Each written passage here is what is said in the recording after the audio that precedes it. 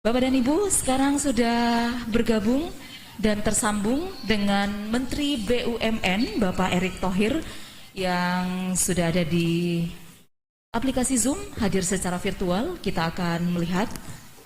Assalamualaikum.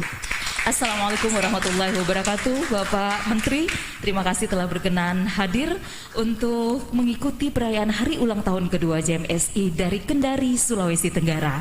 Semoga sehat selalu Bapak dalam menjalankan tugas, dan tentu saja pagi hari ini beliau akan membawakan sambutan selaku Menteri BUMN Bapak Erick Thohir dalam rangka memperingati hari ulang tahun kedua JMSI.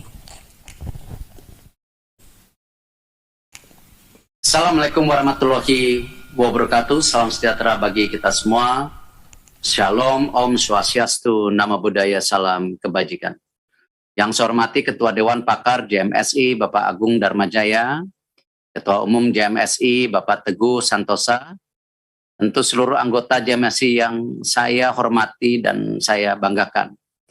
Tentu sesuai dengan undangan, di mana saya diminta memberi paparan bagaimana kita mendorong percepatan transisi energi menuju energi terbarukan. Nah, karena itu pada hari ini kita bisa lihat bahwa kita sedang menghadapi 3 tantangan, baik di Indonesia ataupun di dunia. Tantangan itu yaitu ada 3, pasar global, disrupsi teknologi, serta ketahanan kesehatan dan tentu lingkungan. Seperti yang kita ketahui bersama, perubahan iklim menjadi salah satu yang terberat karena mengancam peradaban, bahkan berpengaruh pada pertumbuhan ekonomi, kesejahteraan, dan stabilitas keuangan global. Seperti kita lihat baru-baru ini, di South America itu sekarang sedang mengalami jumlah penurunan hujan yang cukup tinggi.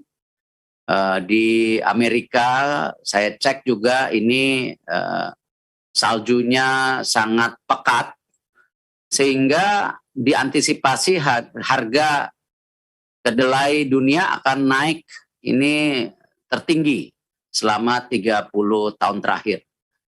Dan ini kemungkinan juga mengakibatkan harga tempe akan naik. Nah, ini hal-hal ini yang memang suka tidak suka ya, perubahan iklim ini ya mempengaruhi juga secara ekonomi, seperti juga kita mengalami COVID juga berpengaruh dalam stabilisasi daripada ekonomi, rantai pasok dan lain-lain. Ketika di G20 di Roma dan KTT PBB terkait perubahan iklim di Glasgow, ditekankan agar pembangunan ekonomi di segala sektor, terutama industri energi, minerba, pertanian, perkebunan, dan juga hutan harus mengusung konsep ekonomi hijau. Dan Indonesia sudah menandatangani bagaimana kita menjadi zero emission di tahun 2060. Tentu kesepakatan ini harus disikapi dengan cerdas demi membuktikan komitmen Indonesia terhadap perbaikan lingkungan dapat betul-betul terrealisasi. Tetapi dengan catatan jangan juga kita bicara ekonomi hijau, tapi tentu keseimbangan daripada ekonomi kita menjadi mahal, sehingga nilai kompetitif kita ya tidak bisa menyaingi negara-negara lain. Dan tentu dampaknya kepada tentu pembukaan lapangan pekerjaan, yang dimana populasi Indonesia ini sangat banyak generasi mudanya. Tetapi kita juga harus menyadari bahwa kita adalah paru-paru dunia. Kita harus juga punya roadmap energi hijau sendiri dalam implementasi kebijakan yang terarah dan tentunya tepat sasaran. Indonesia telah memperbarui komitmen iklim yang seperti saya disampaikan tadi. Dan tentu bagaimana tetap di angka 29% atas usaha sendiri dan 41% dengan bantuan internasional dalam tentu tadi yang disampaikan transisi ini untuk mengurangi emisi karbon, plus tentu komitmen daripada kita sendiri yang tadi saya sampaikan 2060 atau lebih cepat. Namun upaya ini tidak cukup untuk membawa kita menjaga kenaikan suhu rata-rata bumi. bahwa memang ini terus ada kenaikan 1,5 derajat Celcius. Nah, karena itu selain butuh peran aktif dari seluruh masyarakat, kami dari BUMN coba melakukan perubahan roadmap dan mempercepat proses transformasi BUMN khususnya bagi penerapan green energy. BUMN menyadari bahwa di era knowledge based economy saat ini atau istilah pertumbuhan ekonomi berdasarkan kemampuan manusia ini bekerja dan menciptakan, tidak lagi hanya sumber daya alam, kita tidak bisa istilahnya mengeruk sebesar-besarnya hanya sumber daya alam. Tapi kita harus benar-benar memikirkan keberlanjutan daripada generasi penerus kita, sehingga punya juga generasi yang kuat, yang produktif. Maka itu transformasi yang dilakukan harus menjunjung prinsip transformasi energi bersih, sekaligus mengakselerasi ekonomi hijau atau eco lifestyle. BUMN sebagai penopang sepertiga ekonomi nasional memiliki peran penting untuk membangun ekosistem energi hijau. Maka kita telah membentuk klaster khusus energi dan minerba.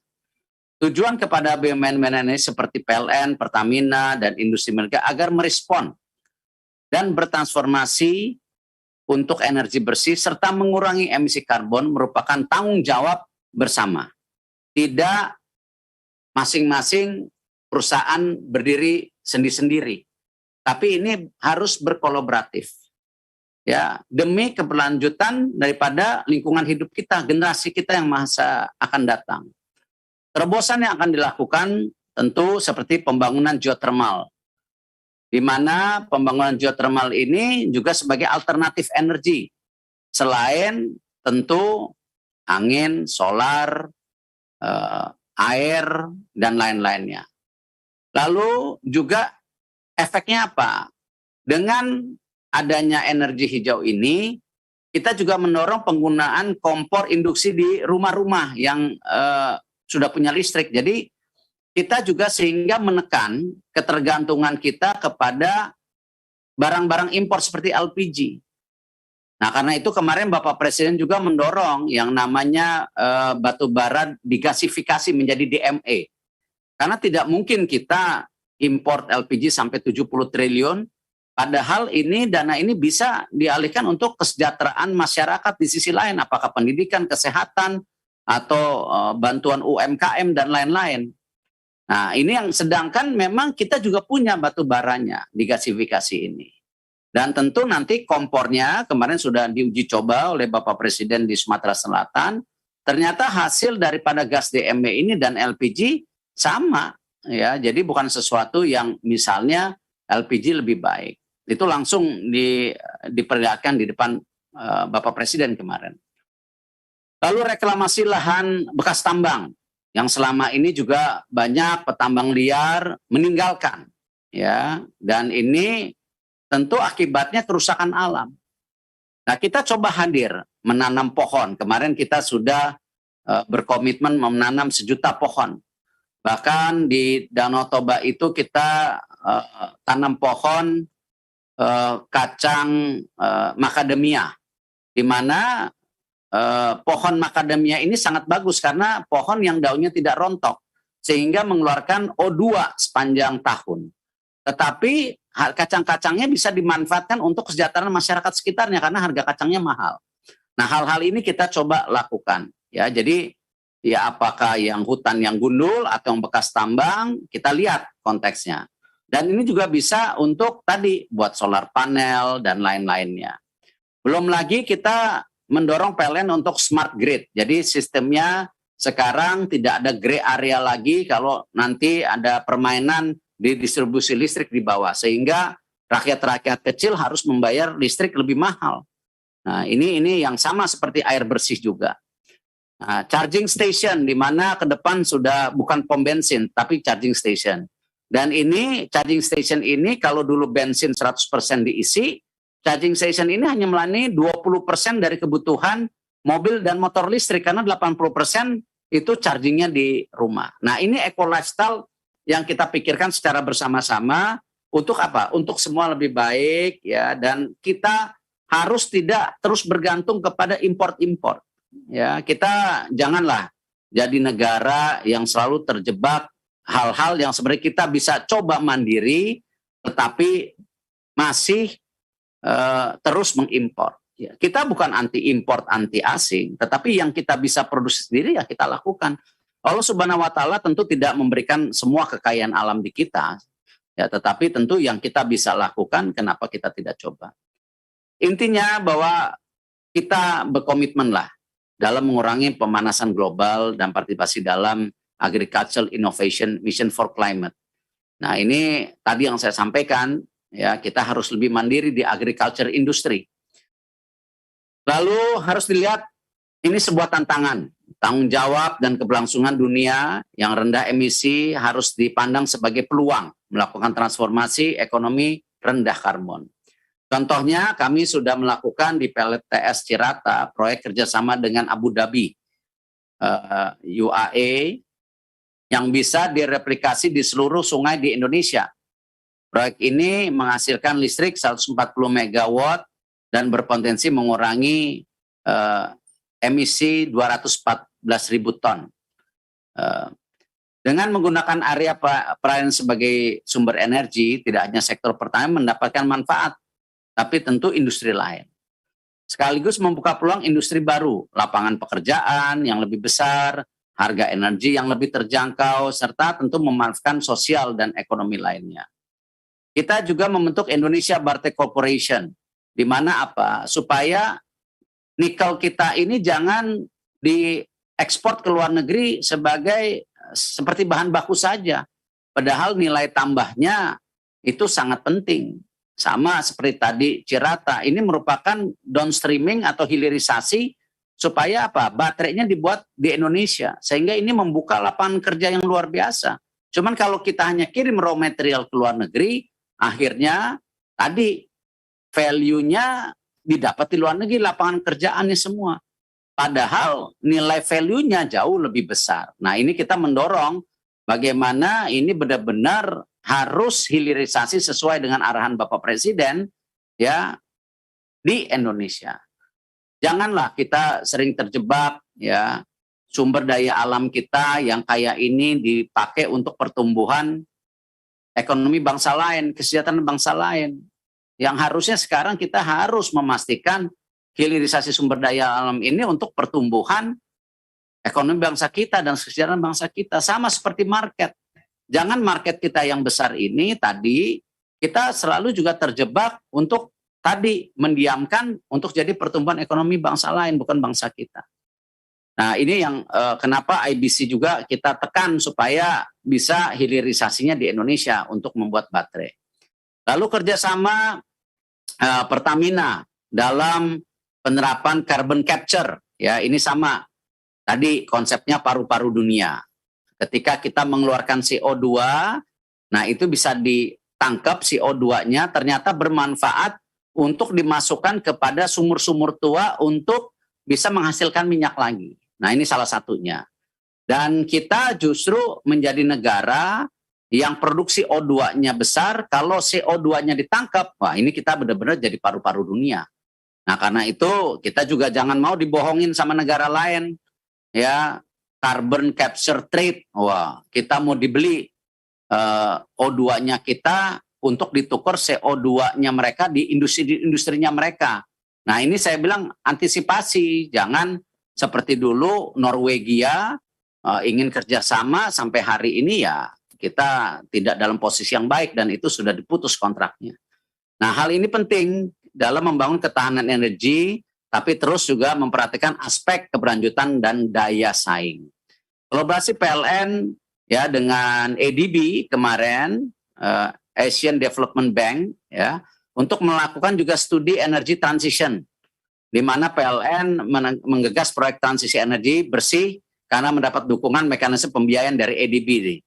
Sehingga kita bisa mempensiunkan dini daripada tadi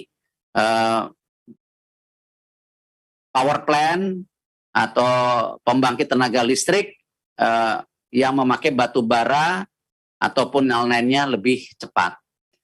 PLN dan ADB akan membentuk kemitraan baik bersama publik swasta yang terbuka lah untuk membeli PLTU yang menghentikan operasinya, sehingga dalam waktu 15 tahun ya kita bisa lebih cepat, tapi ini kita masih pelajarin terus. Prinsip program dekarbonisasi BUMN bertujuan mendukung penurunan emisi gas rumah kaca nasional yang meliputi penggunaan emisi, membangun industri dekat, lokasi sumber energi alam, dan penjelajahan mencari energi baru. Itulah yang kami sebut peluang yang harus dimaksimalkan, dan saya terus mendorong seluruh BUMN punya roadmap terukur menuju zero emission pada 2060, sehingga di masa depan kita akan gunakan 100% energi ramah lingkungan. Kementerian BUMN juga ingin bahwa memastikan Indonesia ini menjadi konsumen green power energy, tapi juga produsen. Ya, inilah yang saya sebut bagaimana kita harus merdeka, berdaulat atas energi dan sumber daya alam kita. Peran media nasional seperti jaringan media sabar Indonesia sangat besar membantu pemerintah mewujudkan transisi energi menuju energi terbarukan. Dan ini penting bagaimana sahabat-sahabat media bisa membantu merubah persepsi pola pikir. Karena tentu media itu kan tugasnya selain pemberitaan, tetapi yang terpenting yang saya percaya, dan ini dunia yang juga pernah saya jalankan keseharian dulu, fokus kepada juga pendidikan. Bahwa media ini mendidik persepsi kepada bangsa kita. Sehingga kita punya kultur dan daya juang yang lebih baik. Nah, karena itu sosialisasi, edukasi menjadi penting. Apalagi saya yakin JMNC ini bagian daripada media yang check and balance, sehingga jangan terjebak tadi dengan hoax-hoax yang akhirnya sangat mempengaruhi dari kehidupan masyarakat. Dan inilah yang penting buat kita, bagaimana fungsi daripada sesama stakeholder kita semua yang bertanggung jawab untuk generasi kita ke depan dan persatuan bangsa kita, ini menjadi hal yang sangat penting. Jadi ketika saya diundang, tentu saya sebagai bekas di media, saya mengapresiasi dan tentu saya hadir karena bagian dari tanggung jawab saya. Dan saya mengucapkan terima kasih yang sebesar-besarnya untuk rekan-rekan media terus menjadi check and balance juga di era demokrasi seperti hari ini. Terima kasih. Wassalamualaikum warahmatullahi wabarakatuh.